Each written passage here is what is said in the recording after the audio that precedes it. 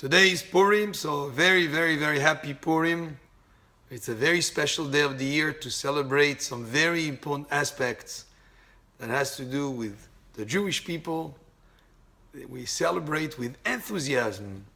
Yesterday, Shabbat Zachor, we read from the portion about Amalek, and the Pasuk says, Asher karcha baderech. This is the exact opposite of what Purim is about. Amalek wanted to be karcha, make you cold, to cool you down, to cool your enthusiasm. And karcha in Hebrew also has to do with things happening just by chance. It happens to be happenstance. Purim is about the exact opposite. Instead of cooling down, this is the holiday where we get very enthusiastic about our relationship with Hashem, about loving Hashem and serving Him besimcha, with joy. The exact opposite of what Amalek tried to do.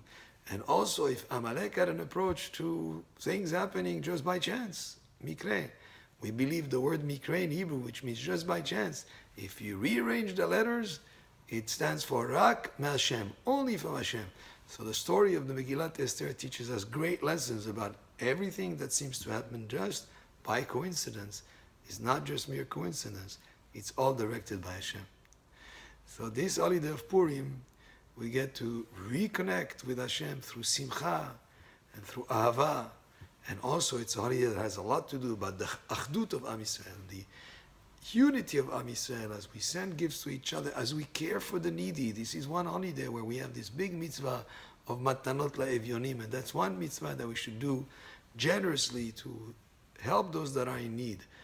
That's also another aspect of the holiday of Purim. And we want these aspects not to be just for today, but to continue with us throughout the whole year. But this day is the day that we highlight them. It's a day also where our prayers are listened to by Hashem, listened to every day of the year. But today, because we give tzedakah to anybody that asks without checking, also Hashem receives our prayers in a way just without carefully looking at whether we have the merit or not on certain things.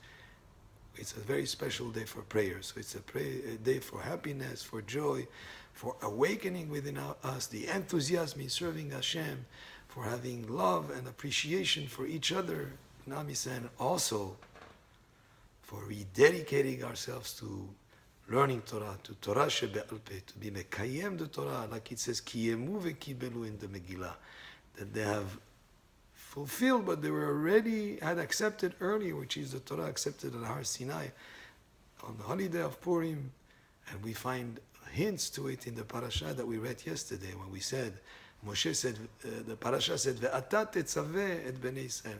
You will order and command Am Yisrael, and the first thing that is talked about there is the menorah and the pure olive oil that was used in lighting up the menorah. Well, the menorah and the pure olive oil is a symbol for learning Torah shebe'al peh, because when you learn Torah shebe'al peh, it's like taking the olives and putting effort to get out of it the oil, and then you light the light that comes out from the oil, and the wick is symbolic of the light of the Torah. Kiner mitzvah ve'Torah, or the Torah is light, and that's what the menorah also represented.